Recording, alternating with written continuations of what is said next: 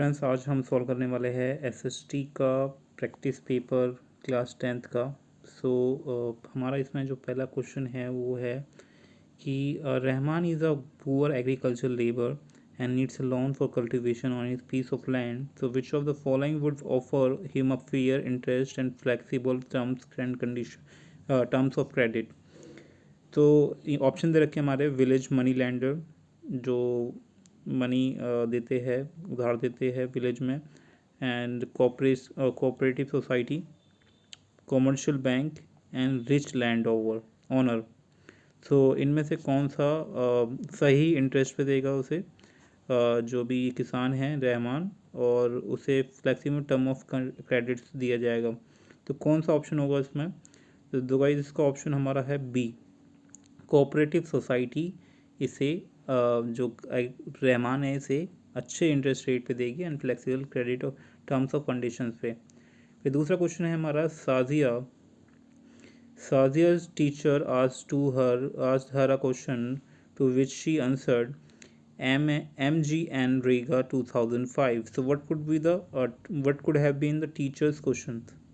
यानी कि अगर साजिया का आंसर होता है MGN-REGA 2005 तो क्वेश्चन क्या होगा टीचर का? तो अगर मैम ने बोला हो तो इसमें चार ऑप्शन दे रखे हैं। Name the act that was devised to implement the right to work, ठीक है। तो दूसरा ऑप्शन दे रखा है हमारा name the fact that was devised to implement right to equality. तो यहाँ सारे एक्ट्स दे रखे हैं, चार एक्ट्स दे रखे हैं। तो किस एक्ट के लिए ये हमारा MGN-REGA 2005 आंसर होगा? तो गाइस इसका आंसर है हमारा ए, राइट टू वर्क।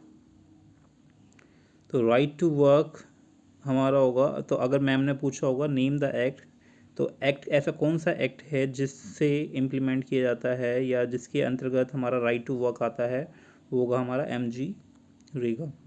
फिर थर्ड क्वेश्चन है हमारा इसमें कि which of the following steps would guarantee the welfare of employees in the organise sector, ठीक है। ऐसी कौन सी चीज़ गारंटी करेगी एम्प्लॉय के वेलफेयर के लिए? तो पहला है हमारा payment of equal remuneration to man and womens at the work place, ठीक है।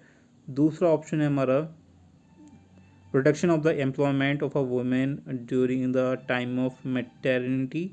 तीसरा है provision of child marriage and providing relief to victims. And चौथा ऑप्शन है हमारा इसमें system of one time bonus to all retired employees. तो इसमें बताना है कि कौन सी ऑप्शंस हमारे लिए ट्रू रहेंगे इसके लिए। इसमें हमारा ऑप्शंस है, कौन कौन से ऑप्शंस हमारे वेलफेयर के लिए काम करेंगे, एम्प्लॉयज़ के वेलफेयर के लिए। तो पहला ऑप्शन है कि जो मैन और वीमेन हैं दोनों का रिनम्बरेशन इक्वल होना चाहिए, तो पी तो ऑप्शन हो गई। उसके बाद है हमारा क्यू है protection of the employment of women during the time of maternity.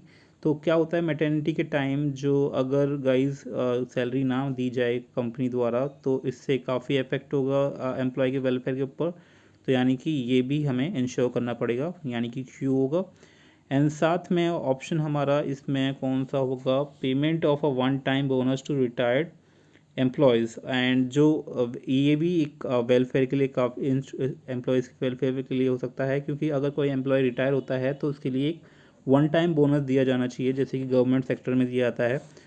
तो जिससे कि जो भी एम्प्लॉय होगा, रिटायर एम्प्लॉय होगा, उसे किसी के ऊपर डिपेंडेंट रहने की ज़रूरत नहीं पड़ेगी। तो इसलिए ऑप्शन एस होगा, ठीक है।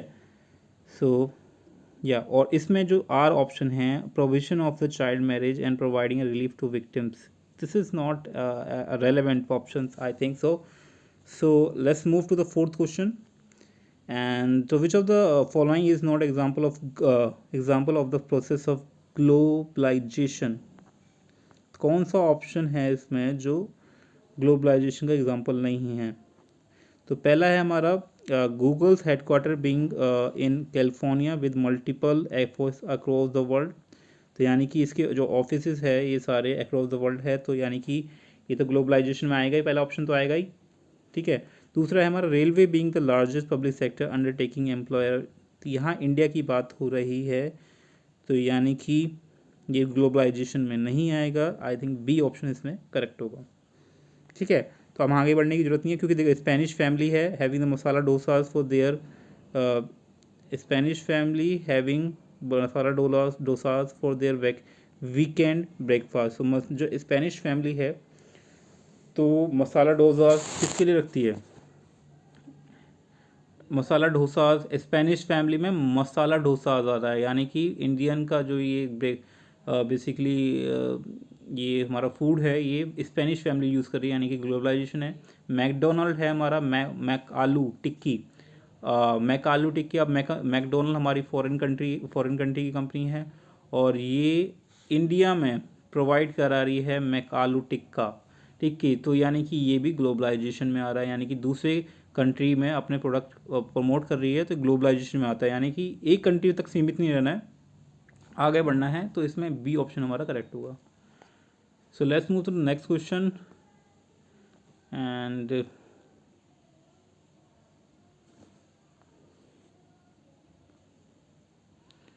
so the next question is,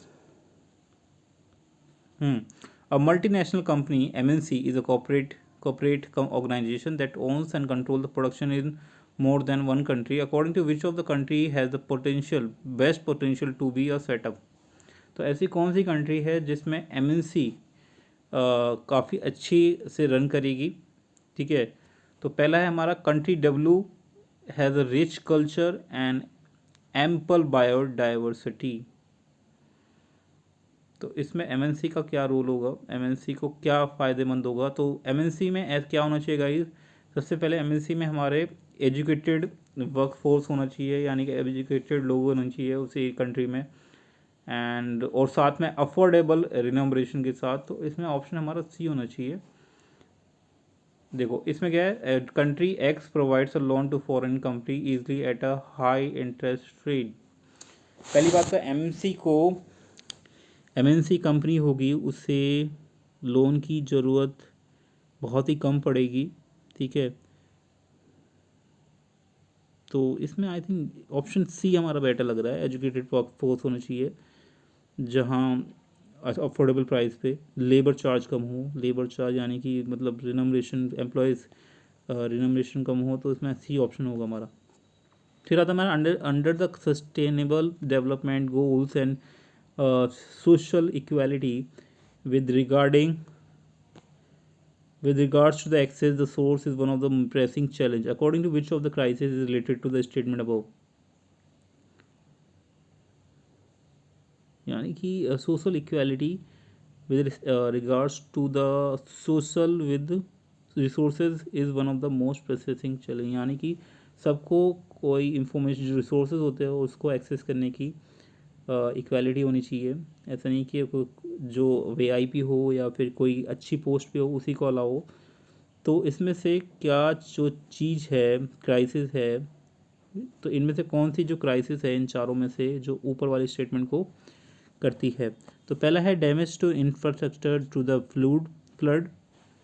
so I think this is not relevant.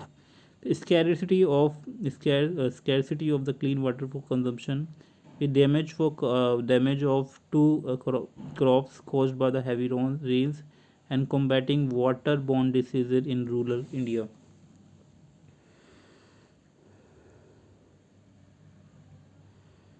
I think इसमें से कौन सी स्टेटमेंट होनी चाहिए?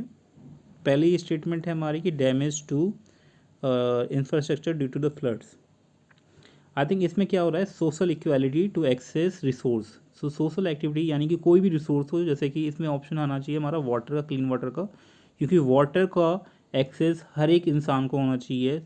ठीक है, तो इसमें ये ऑप्शन होना चाहिए, ना कि फ्लड से जो इंफ्रास्ट्रक्चर हुआ है डैमेज हुआ उसमें इसका कोई ऊपर वाले स्टेटमेंट का कोई भी रोल नहीं है। डैमेज हुई है क्रॉप्स को हैवी रेन से, इससे भी इसमें कोई एक्सेस का कोई मतलब नहीं बनता, रेलेवेंट नहीं है।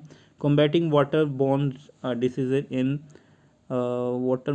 इन रूरल इंडिया, तो इसके लिए हमें क्या एक्सेस करना होगा? आई थिंक बी ऑप्शन हमारा करेक्ट होगा इसका, तो बी ऑप्शन हमारा सही है। सो अब आता है हमारा Saranya is making a list of natural resources for the project. ठीक है, natural resources. So she put the wind energy under one column and coal on another column. So on what basis she is classify the resources? तो ये तो easy सा है, on the basis of accessibility, क्योंकि एक जो चीज़ ख़त्म हो जाएगी उसके बेसिस पे, अब जैसे कि विंड एनर्जी है कभी ख़त्म नहीं होगी, और दूसरी साइड कॉल ख़त्म हो जाएगा, तो यानी कि इसे क्लासीफाई कर सकते हैं एक्सेसिबिलिटी। ठीक है, ये तो ईजी था। सो अब आता है हमारा Nicobar region is a bird found only on a small island and coastal region from the Andaman Nicobar and further east through the Malay archipelago to the Solomon and Palau region. So Wikipedia का resource है, according to which of the kind of according to which of the kind of species would it fall under?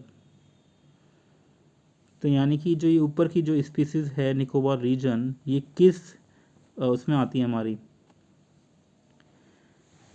किस श्रेणी में आती है, किस category में आती है? तो रेयर स्पीसीज नहीं होगा, इसे कहते हैं एंडेमिक स्पीसीज। ठीक है, एक्सटेंट होते हैं जो ख़त्म हो चुके हैं पूरी तरह से, एंडेमिक होते हैं जो ख़त्म होने वाले हैं, यानी कि बहुत ही कम बचे हुए हैं। यानी कि इसमें बोला है कि the bird only found on island, small island, यानी कि जो बर्ड है ये सिर्फ स्मॉल आइसलैंड में पाया जाता है और कहीं नहीं है, यानी कि इसकी मात्रा कम है और ये ख़त्म हो सकते हैं, तो ऐसे केस में इसे कहते हैं एंडेमिक। एक्सटेंट स्पीसीज होते हैं जो ख़त्म हो चुके हैं, ठीक है, जो अब है नहीं हमारे अर्थ पे कहीं भी। और वल्नरेबल क्या हो सकता है, जो वल्नरेबल का पता नहीं, लेकिन एंडेमिक हमारा करेक्ट ऑप्शन होगा इसका। ठीक है, फिर बता रहा है learning from the Belgium experience which of the following steps could have most likely to avoid civil war in the Sri Lanka that ended in 2009.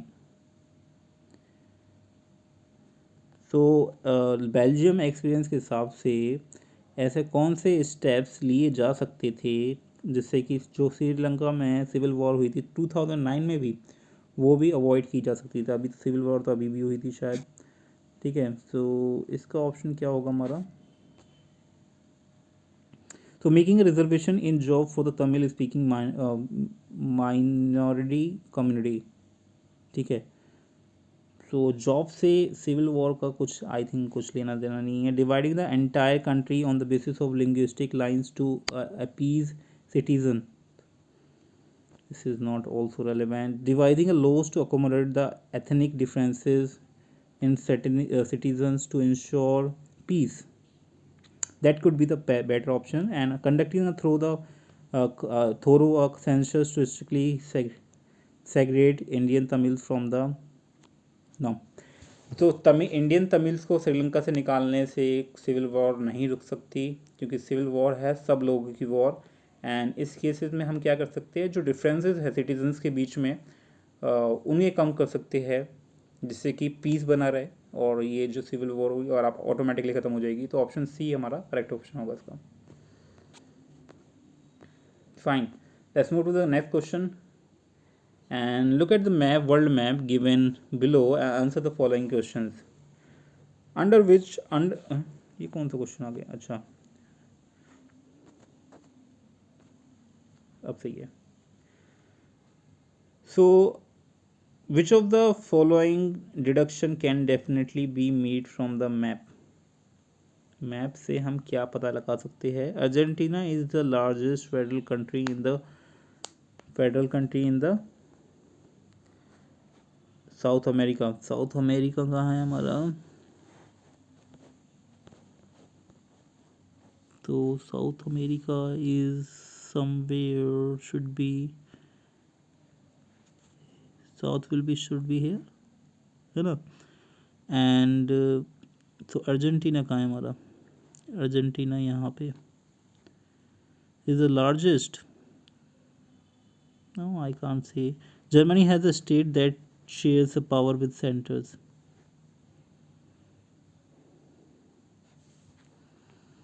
और Asia has a maximum number of federal Nations. Asia of the, नहीं इसमें Nations का ऐसा कुछ show नहीं कर रहा है। इसमें हमारे दो चीज़ शो कर रही है, एक तो देखो, एक हमारा दिखा रहा है जर्मनी का कहाँ है, विद जर्मनी, ये रहा। तो जर्मनी में आप देखेंगे इसमें शो कर रहा है इसका स्टेट, ठीक है, जो शेयर करता है पावर विद सेंटर्स।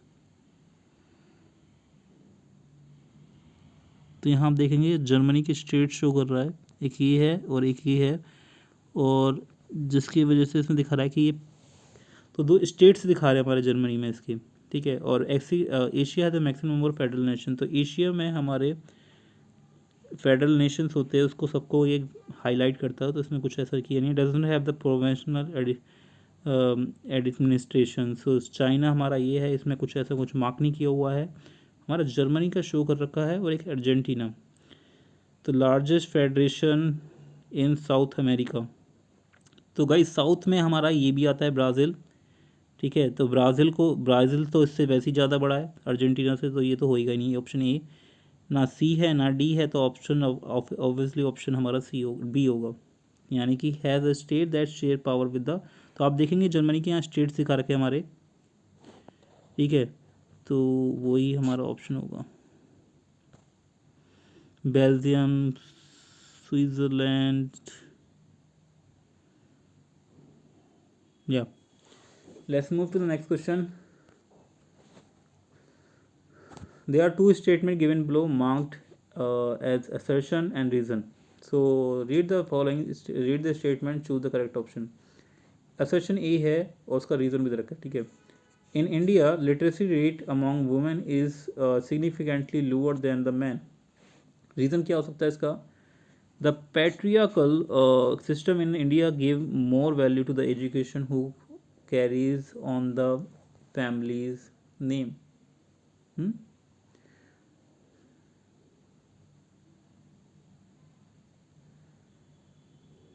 ये क्या बोला है भाई, यानी कि इंडिया में एजुकेशन किसको दी जाती है, जो फैमिली का नाम आगे बढ़ाएगा।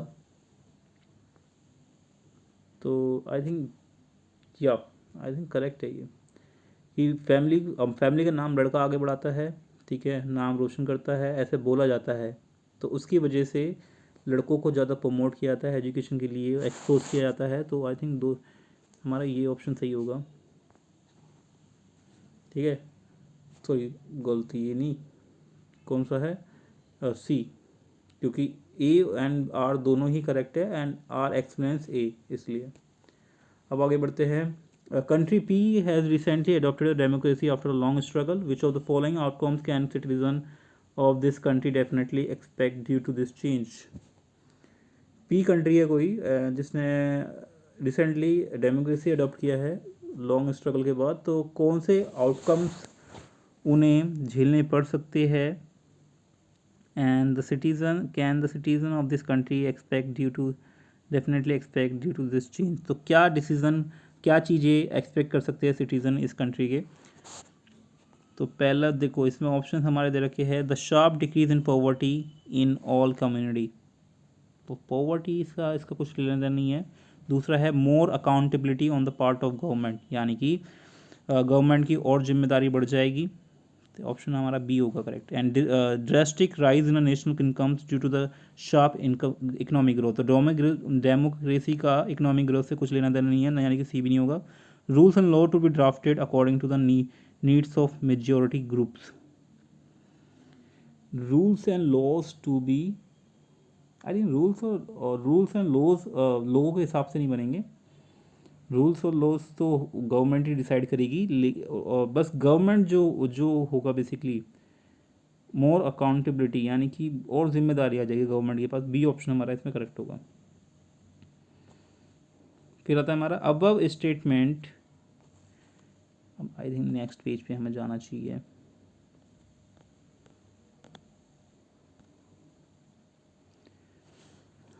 चलो ये 13 क्वेश्चन है इसमें हमारा,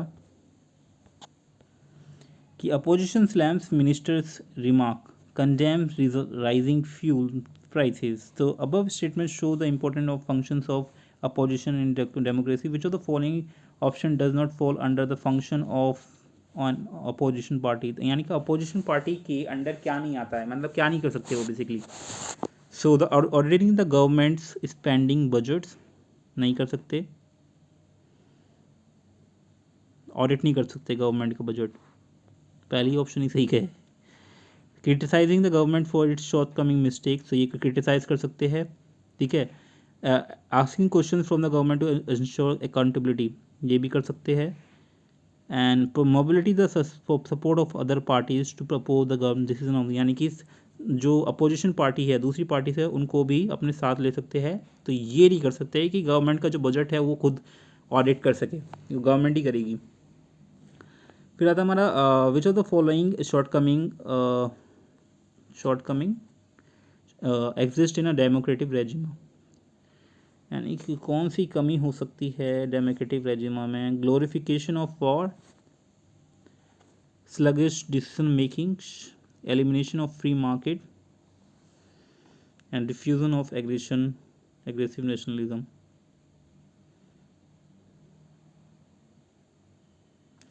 एक तो है गाइस डिसीजन मेकिंग बहुत ख़राब हो सकती है गवर्नमेंट में, ठीक है, डेमोक्रेटिक रेजिमा में। So I think B option इसमें करेक्ट होगा, ठीक है। Let's the next question and given below the some allegories used in Europe during the nationalist movement, and according to which one of the following signifying the beginning of the new era।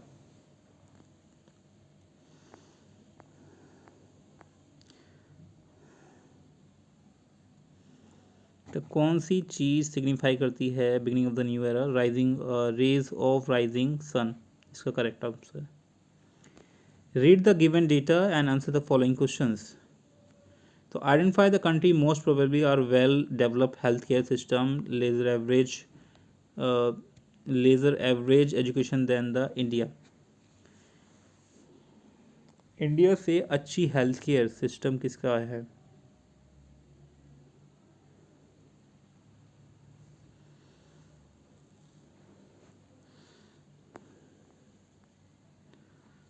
Health care system India से किसका है,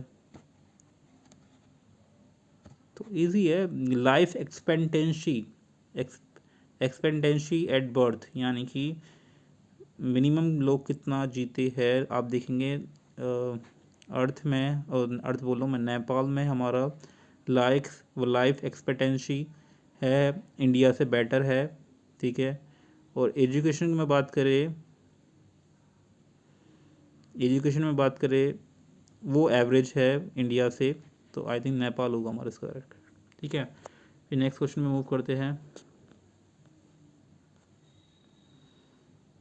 The woodcut painting given below was created during the time when the India was beginning to accept the Indian idea of women's education in the late 19th century। अच्छा, जब से India recognise करने लग गया कि विमेंस को भी पढ़ाना चाहिए, तो तब की ये पेंटिंग है।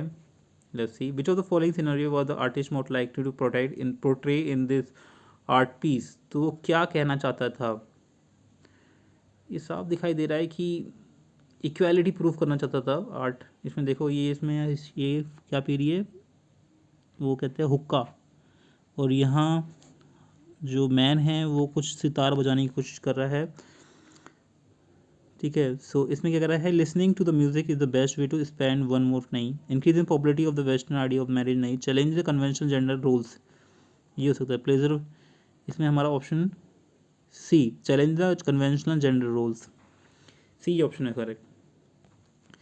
सो आता है, the following question is for the visually impaired candidate only in lieu Q. Question number 17। अब पढ़ते हैं 18 क्वेश्चन पे, ठीक है। Against which of the following norms discrimination did Mahatma Gandhi launch a Satyagraha in south Africa. तो किस डिस्क्रिमिनेशन के लिए महात्मा गांधी जी ने सत्याग्रह स्टार्ट किया था, वो तो साफ है, रेसिज्म के लिए, कलर के लिए, ठीक है। अब next move to the next question. So I think we are enjoying this questions because या आप देखेंगे, look at the picture given below and which of the following goals of the development should be prioritize in this region. क्या हमें इसमें development करनी चाहिए इस reason में स्पेशली में।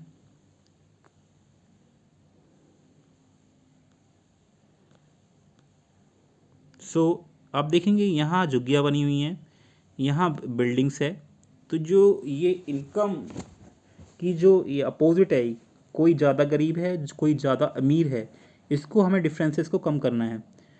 तो यानी कि जेंडर वायलेंस का इसका कुछ लेना देना नहीं है, यानी कि ये तो होगा ही नहीं हमारा। C option, combating climate change, climate का भी कोई इसमें रोल नहीं है। Ensuring the caste equality, equality caste equality से कुछ फ़र्क पड़ने वाला नहीं है। हमारा क्या होगा, जो इनकम डिस्पैरिटी है, इनकम जो डिस्पैरिटी है यानी कि जो ये कम ज़्यादा है, इसको अगर हम बराबर कर दें तो जो ये हमें दिख रहा है चेंज, ये नहीं दिखेगा, सारी बिल्डिंग्स दिखाई देगी हमें इस रीजन में। यानी कि यहाँ झुग्गी है, यहाँ बिल्डिंग है, तो यानी कि यहाँ भी बिल्डिंग होनी चाहिए। यानी कि हमें ये जो डिस्पैरिटी है, जो दो पोल्स है, एक कम एक ज़्यादा है, तो इसे हमें कम करना चाहिए, ठीक है, इनकम का। अब आता है, Monica is reading the abstract written by the Tarabai Shinde and which of the following the most likely to be the central issue of this text. So कौन सा इशू सेंट्रल इशू बन सकता है? तो कौन सा इशू सकता है? The religious indoctrinations by prized and priest, और miserable lives of farmer in डेप्ट। कर्जे की वजह से जो किसानों का हाल होता है वो सेंट्रल का इशू होना चाहिए। Plight of upper caste Hindu widows and exploitation of the children by factory owners. तो कौन सा text?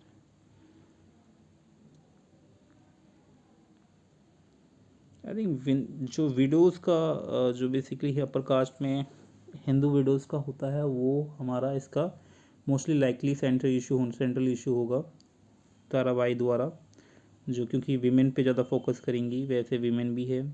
I think this could be the, Tarabai Shinde ने विमेंस के लिए ही करा था, विडोज़ के लिए ही, तो यही ऑप्शन हमारा सी होगा, ठीक है।